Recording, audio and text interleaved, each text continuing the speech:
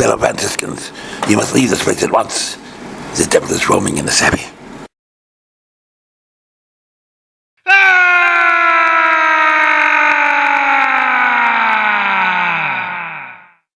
On behalf of the Benedictine Order, I am honored to welcome you and your Franciscan brothers to our abbey. The other delegates, they have arrived.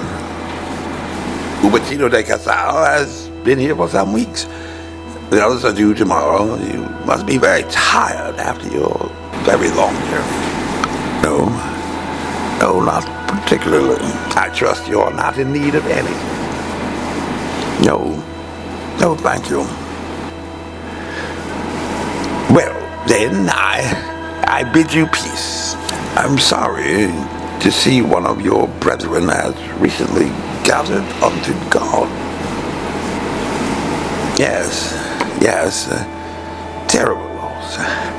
Brother Adelmo was one of our finest illuminators. Not Adelmo of Otranto. You knew him? No, but I knew and admired his work. His humor and comic images were almost infamous. But he was said to be a young man. Ah, yes, very young indeed. An accident, no doubt. Yes, as you say, an accident. Well, that is Brother William, I speak to you candidly. You seem most anxious to do so. When I heard you were coming to our abbey, I thought it was an answer to my prayers. Here, I said, as a man who has knowledge both of the human spirit and the wiles of the evil one. This is my novice, Anso, the youngest son of the Baron of Milk. Please, do continue. The fact is, Brother Adelmo's death has caused much spiritual unease upon my flock. Yes, we found the body after a hailstorm, horribly mutilated, dashed against a rock at the foot of the tower, under a window, which was, how should I say this, which was found closed, which was, somebody told you, had it been found open, you would not have spoken of spiritual unease.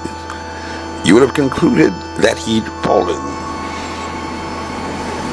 Brother William, the window cannot be opened, nor was the glass shattered, nor is any access to the roof above. Oh, I see.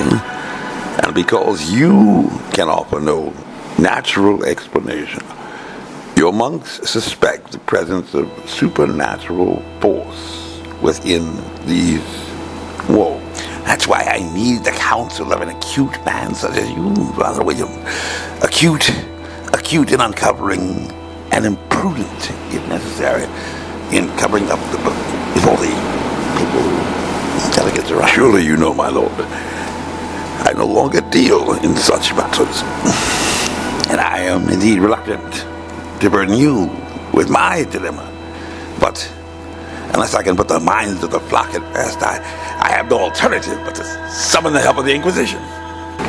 Hello, my name is Major Mike Webb, and the tale written by Umberto Eco in 1980 is a great tale about superstition, science, and coincidence that often distorts human perceptions about what they believe in is science because of natural fear and the unknown. Vade retro satana, vade retro satana, vade retro satana, vade retro satana, adjure te spiritus nequissime, per Deum omnipotentum. The power of Christ compels you. In Umberto Eco's 1980 novel, The Name of the Rose, 7 deaths at an abbey preceding a great debate amongst the religious clerics from the various Roman Catholic orders of monks began to take on at least an ominous appearance of apocalyptic revelation. mirroring the prophetic symbols of the 7 trumpets and the 7 angels, which had the 7 trumpets prepared themselves to sound, as recorded in the book of Revelation. Adelmo of Otranto, the illuminator whose comical artwork treating religious matters is found on the first day, like the objects falling from the sky announced by the first trumpet, apparently having been cast through a window that did not shatter from a tower, smashing his body on the rocks below. His death is followed the very next day by that of Venantius of Salvamac, his body found in a vat of pig's blood, like the pools of blood pronounced by the second trumpet, with black stains on his tongue and fingers, which suggested poisoning, perhaps by arsenic. Berenger next goes missing on the following day, and by the 4th day is found drowned in a bath with stains similar to Venantius, like the poisoning by water sounded by the 3rd trumpet, followed on the next day by Severinus after he had obtained a strange book and is found dead in his laboratory, with his head bashed by an orb like the bashing of stars sounded by the 4th trumpet, and interpreting the events and all that had transpired in response to recent tragedies in the Abbey, Jorge leads a sermon about the coming of the Antichrist, perpetuating what had become the guiding paradigm. On the 6th day, Malachi, near death, issues his final words, speaking of scorpions, as sounded by the 5th trumpet. Prophecy appeared to be fulfilled. But William of Baskerville, the Dominican version of a Sherlock Holmes portrayed in the 1986 film adaptation by the actor Sean Connery, is still yet determined to not give in to fanatically emotional delusions of the coming of the Antichrist, not to be fixated on feelings but focused on facts, rather be guided by Aristotle, the Greek philosophers, and the faculties of his own remarkable logical intelligence. In the Europe of 1347, the very year of the outbreak of the bubonic plague, or the Black Death pandemic plague, a time of little understanding of medicine, science, and infectious disease, and intriguingly, a time of the emergence of the black arts and the occult, dominated by self-described wizards who had mastered the trickery and illusions of the magicians, who had entertained children with their mastery of optics, sleight of hand, and other means of deception and misdirection, exploiting the ignorance and hopes of those who were less savvy and less discerning, but all simply applications of what may fairly be described today as science, whose mysteries were just as marvelous as those miracles about which many in that day had read in their Bibles and religious books. And this fictional story of Umberto Eco finds particular relevance after over 2 years of pandemic declaration that continues to linger today, actually around the 6th pandemic since the Spanish flu of 1918, the only one that most often comes to memory for most, not familiar with pandemics and their recurrent nature, simply because there are many who do not possess vast knowledge of science and medicine, do not normally follow pandemics in the news, while many had feared at the beginning that it would be those confused by what is often called the opiate of the masses, religion, would cause many to reject the sciences and contribute to uncountable losses of life. Needless losses of life, irreplaceable souls. Vade retro satana, vade retro satana, vade retro satana, vade retro satana, adjure te spiritus nequissime, per Deum omnipotentum. The power of Christ compels you.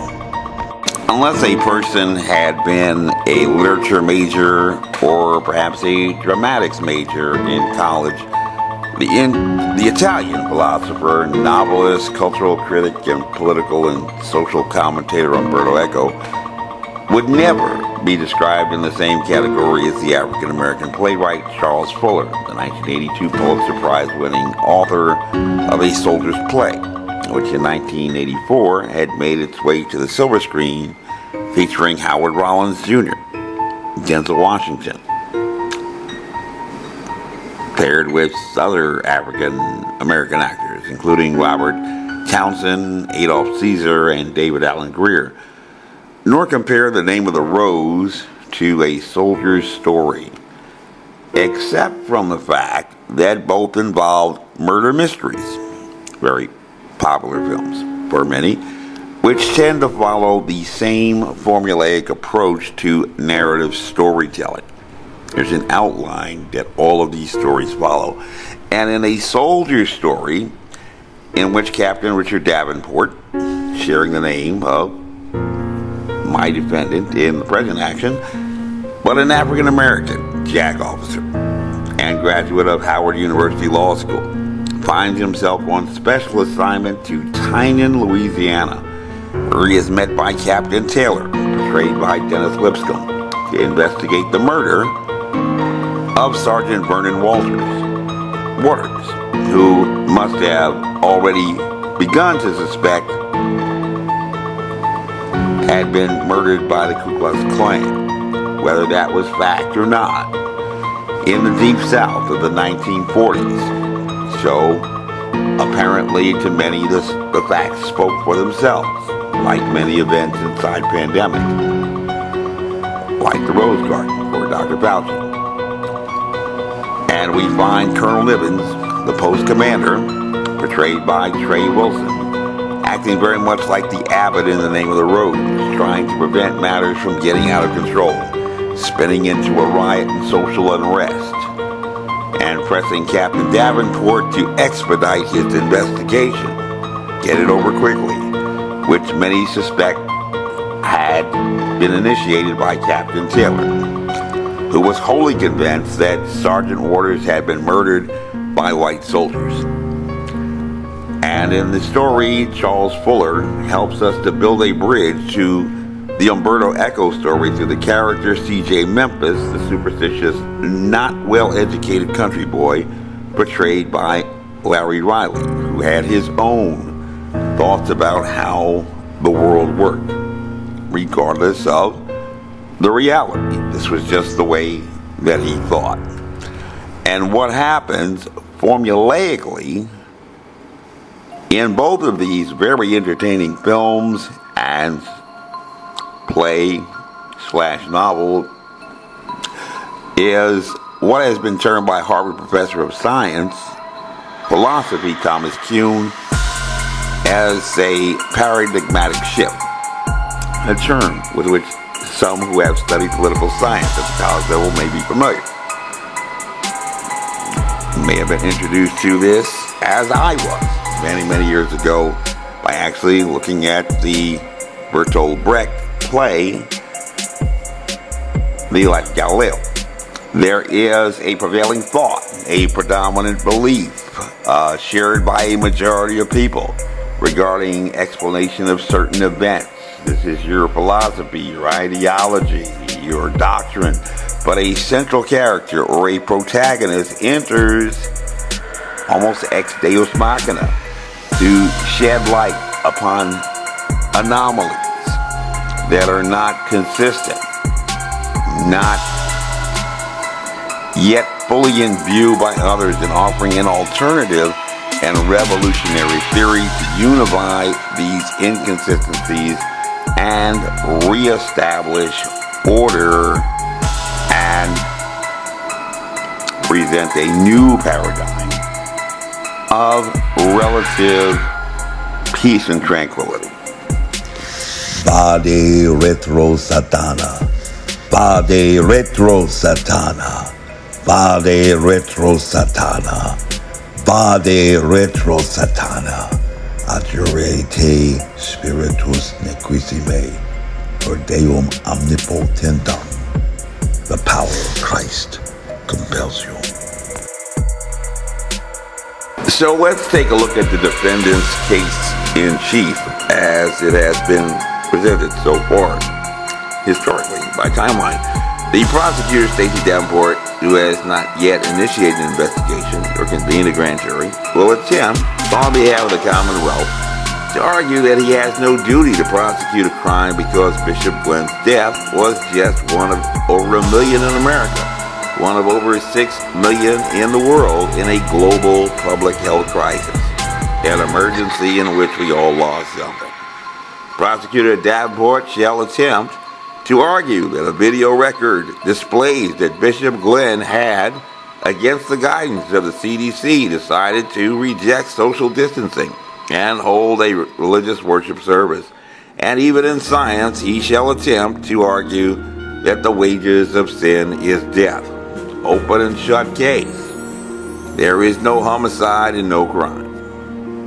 Prosecutor Davenport shall attempt to argue that it is merely a tragic coincidence that Bishop Glenn had died before Easter with as many as 30 other bishops and faith leaders in the Church of God in Christ.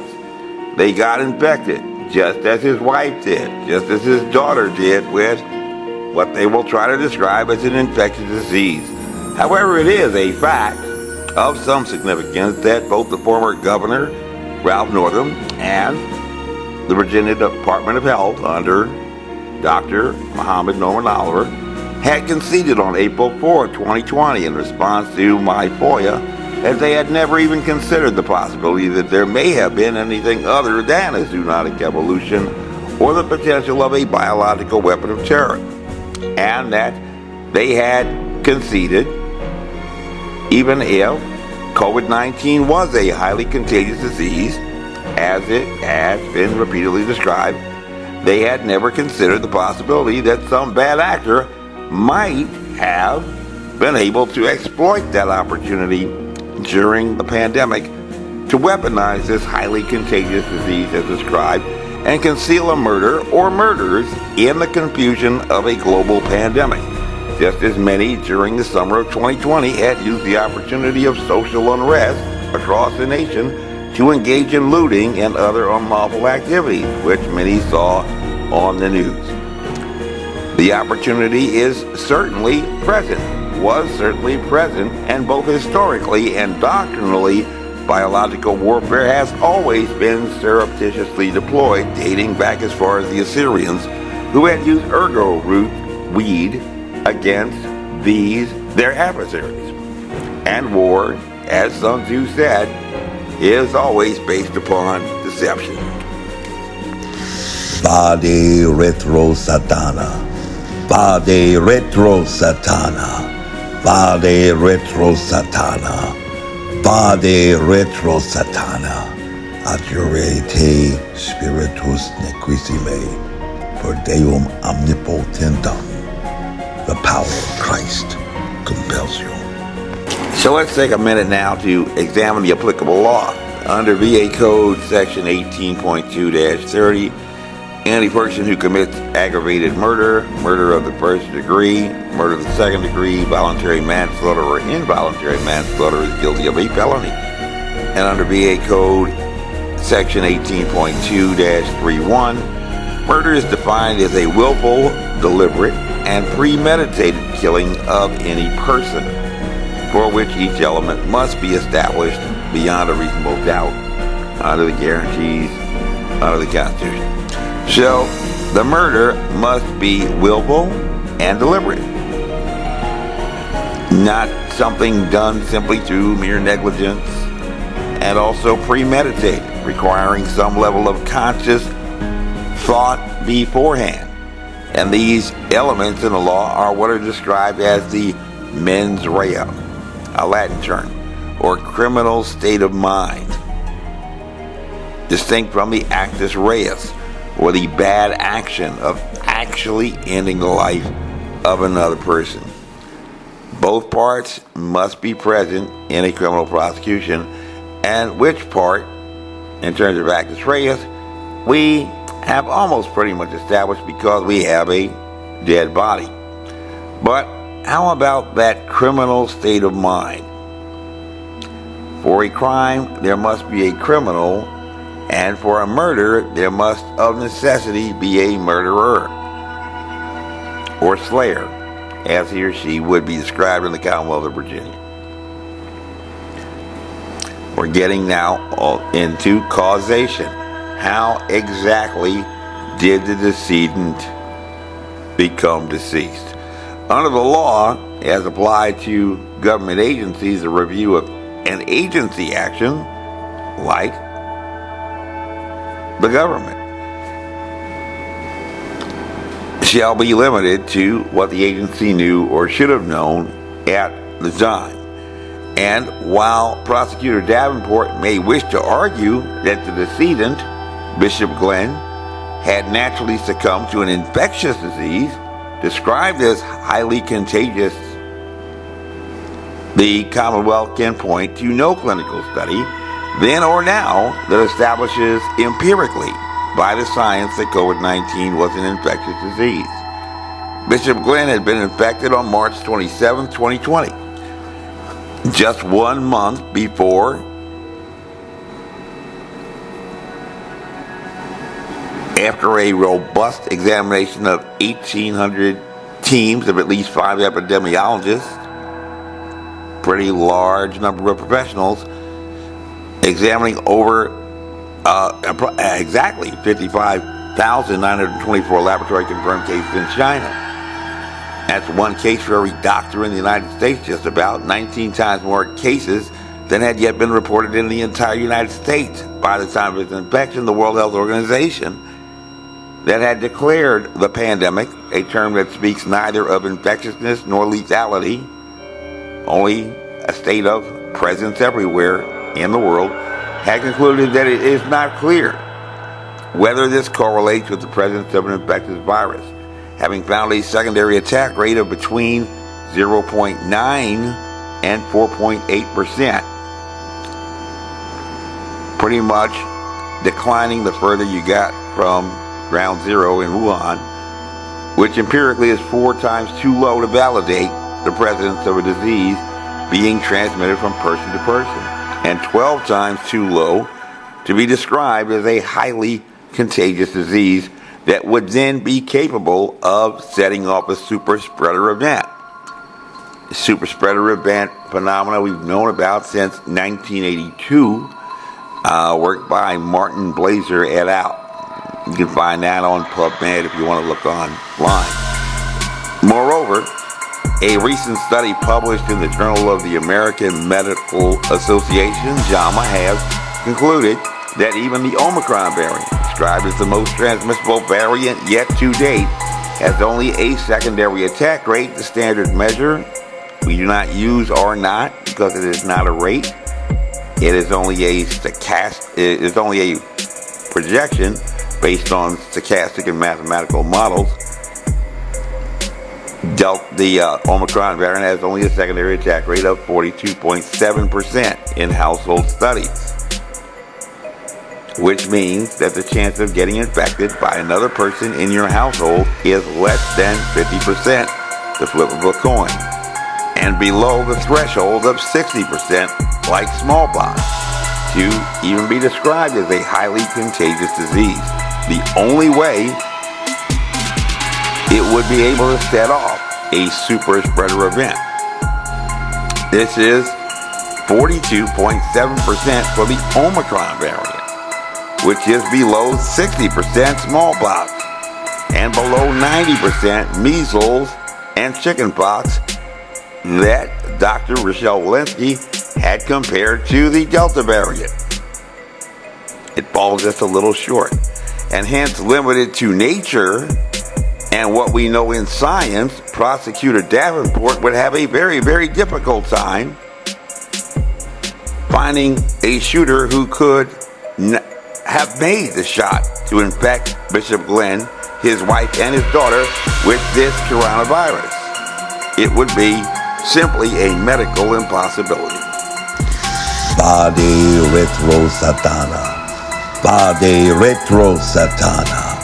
Vade retro satana. Vade retro satana. Adjure te spiritus nequissime. Per Deum omnipotentum. the power of Christ compels you. Unfortunately for Prosecutor Davenport, the case for the Commonwealth gets even worse. Through facts crystallized through robust litigation over the past 2 years of the current public health crisis, litigations in which the former governor, Ralph Northam, had chosen early to evade service of a summons and complaint by the city of Alexandria Sheriff, as well as the United States Marshal, to bring him under the personal jurisdiction of the state and federal courts, which amount to predicate offenses under the federal racketeering statute, punishable by up to 20 years for each offense, in addition to conspiracy to violate civil rights, punishable by up to 10 years in prison. And that is just the beginning of the worst news for the prosecutor in Chesterfield County, Stacey Davenport. In litigation commenced on July 7, 2021, in an effort to compel a response from the White House to a Freedom of Information Act request on March 7, 2021, after a presumptive assertion of executive privilege in refusal to issue any response at all regarding whether the infectious dose and or secondary attack rate for COVID-19 is classified information, the official position of the White House is that it can neither confirm nor deny that these standard epidemiological metrics are classified information. A matter now on final appeal before the United States Supreme Court. And under Executive Order 12958, signed by President Bill Clinton on April 17, 1995, these metrics could only be classified if the government owned and or controlled the biological causative agent for COVID-19, a novel coronavirus, a chimeric coronavirus, with what scientists describe as an amphibian colon usage bias, or snake affinity, even though coronaviruses only infect mammals and birds, not reptiles.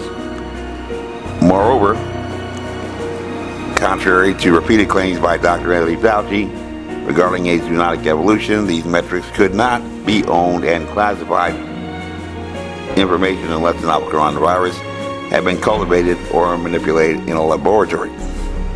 This is under a holding in Molecular Associates for Molecular Pathology v. Myriad Genetics, Inc., decided in 2013 by the United States Supreme Court. Hence, COVID-19 is a biological agent that could not be transmitted from person to person, that infected and killed Bishop Glenn, and that the government, beyond a reasonable doubt, had owned, facts which former Governor Northam's evasion, as well as repeated statements to the contrary, tend to raise a reasonable inference that he was fully aware at the time of Bishop Glenn's decease.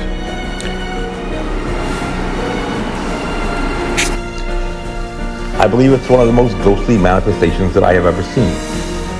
Whether it is real or simply conjecture, one of those things that people seeking to find some mystery to fool themselves into believing, but with some other perfectly rational cause, is a question that only you can answer with your capacity for reason. Impossible. So was Xeroxing and holography just a few years ago. In fact, so were videotape replays like the one you're watching right now. People have been claiming an existence of God for thousands of years, and maybe one day we will finally know the answers as to how and why and what. What a tremendous gain that would be for science, but what a tragic loss for storytelling. No one knows the day nor the hour when all mysteries shall be revealed, but we'll be watching and we'll be waiting in earnest, incessant, and fervent prayer for the advancement of the kingdom of God.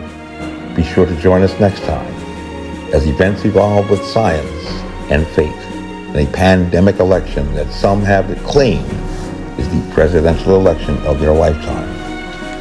My name is Major Mike Webb, and I am running for U.S. Congress with liberty, honor, and excellence by God.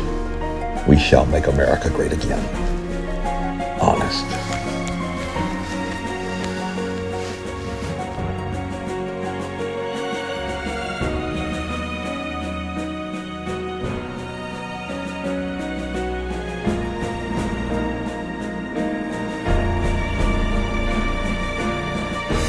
This advertisement was authorized by Mike Webb.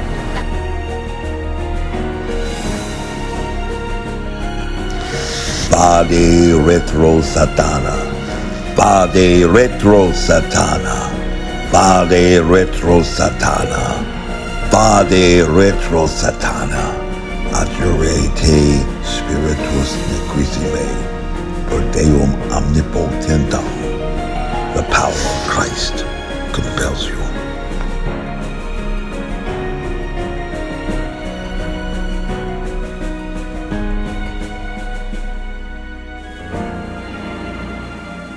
But Master, why did you recant? They showed me the instruments, and I am old.